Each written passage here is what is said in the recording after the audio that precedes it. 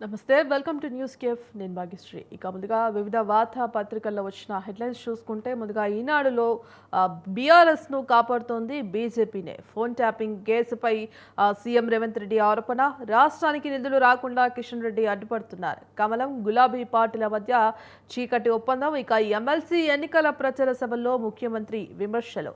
BC గణనలో తమ లెక్కలు తప్పని నిరూపిస్తే ముక్కు నేలకు రాస్తానని స్పష్టీకరణ. ఇక పనితీరును చూసి ఓటేయాలని పట్టభద్రులకు పిలుపునిచ్చినట్టుగా తెలుస్తోంది. ఇక కదిలిస్తే కంపనమే. షిర్ జోన్లోనే టీబీఎం కట్టర్ భాగం సున్నిత ప్రదేశం కావడంతో రంగంలోకి ఎన్ఆర్జీఐ జీఎస్ఐ నిపుణులు. సొరంగం పైకప్పు కూలిన రోజు భూకంపం లాంటి శబ్దం వివరించిన టీబీఎం ఆపరేటర్ గ్లైన్ మెనాల్ట్. చివరి 40 మీటర్ల వరకు చేరాలనే సంక్లిష్ట స్థితి. పక్క నుంచి తవ్వకాలకు ప్రయత్నించాలని సీఎం సూచన. ఇక వేసవి అవసరాలపై రాష్ట్ర స్థాయిలో తేల్చుకోవాలి. తెలంగాణ ఆంధ్రప్రదేశ్కు కృష్ణా బోర్డు సూచన. ఇక 26న మరోసారి సమావేశం కావాలని నిర్ణయించినట్టుగా తెలుస్తోంది. ఇక ఫోన్ ట్యాపింగ్ కేసును రేవంత్ వదిలిపెట్టినా బీజేపీ వదలనంటూ కూడా కేంద్ర మంత్రి కిషన్ రెడ్డి వ్యాఖ్యలు చేశారు. ఇక మరో అంశం చూసుకుంటే కనుక 3 నాళ్లకే ముక్కులు. ఉపాధి హామీ నిధులతో పల్లెల్లో చేపట్టిన సీసీ రహదారుల దుస్థితి. అసంపూర్తిగానే పనులు, ఆపై నాణ్యత లోపాలు. ఇక మరో ఎడిషన్ చూసుకుంటే ఆంధ్రజ్యోతిలో నుండి తెలంగాణ అంశానికి సంబంధించిన హెడ్లైన్స్ చూసుకుంటే ఇక కేసీఆర్ చీకట్లో మీ కాళ్ళు పట్టుకున్నందుకేనా?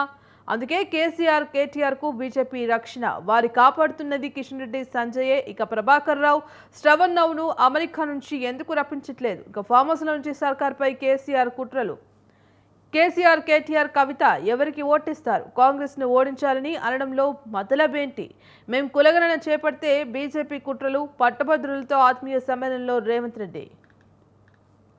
ఇక దమ్ముంటే బీఆర్ఎస్ స్కామ్లను సీబీఐకి ఇవ్వండి. దోషులు ఎవరైనా కేంద్రం అరెస్టు చేస్తోంది. ఫోన్ ట్యాపింగ్ నిందితులను ప్రభాకర్ రావు, శ్రవణ్ పారిపోతే కేసీఆర్, కేటీఆర్, హరీష్ రావును అరెస్ట్ చేయొచ్చు కదా. చీకటి ఒప్పందాలు మీవి, బురద మాపైన. గతంలో ఏ ముఖ్యమంత్రి ఎమ్మెల్సీ ప్రచారంలో పాల్గొనలేదు. సీఎంకు కేంద్ర మంత్రి బండి సంజయ్ కౌంటర్ ఇచ్చారు. ఇక బీఆర్ఎస్తో రేవంత్ కుమ్మక్కు. అందుకే ఫోన్ ట్యాపింగ్ కేసు నిర్వీర్యం చేస్తున్నారు. సీఎం అసమర్థతను బీజేపీ రుద్దే యత్నం. ఈ కేసును రేవంత్ వదిలినా మేం వదలం. దయ్యం తిట్టి సోనియా కాళ్ళు మొక్కిందెవరు? కేంద్ర మంత్రి కిషన్ రెడ్డి.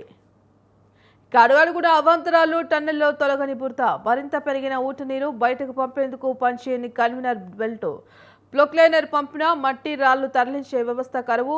ఇక 3.62 నుంచి 13.63 కిలోమీటర్ల వరకు వీక్ జోన్గా నిర్ధారించారు. సహాయక చర్యల్లో ర్యాట్ హోల్ మైనర్లు, ఎన్డీఆర్ఎఫ్ సిబ్బంది. ఇక పుష్ కెమెరాలు, గ్యాప్లు గుర్తించే ప్రక్రియ. అర్ధరాత్రి నుంచి రాళ్ల తొలగింపు ప్రారంభమయ్యే అవకాశం.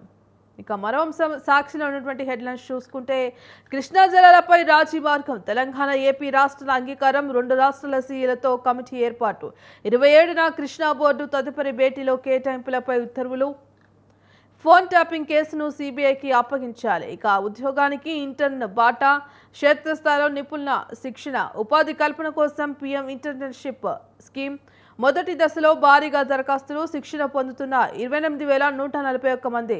రెండో దశ దరఖాస్తుల స్వీకరణ షురు. ఇక ఎమ్మెల్సీ కోట, ఎమ్మెల్సీ నగర. మార్చి 3న వెలువనున్న నోటిఫికేషన్. తెలంగాణలో మండలిలో 5 స్థానాలకు మార్చి 20న పోలింగ్. ఏపీలోని 5 స్థానాలకు కూడా అదే రోజు పోలింగ్, కౌంటింగ్.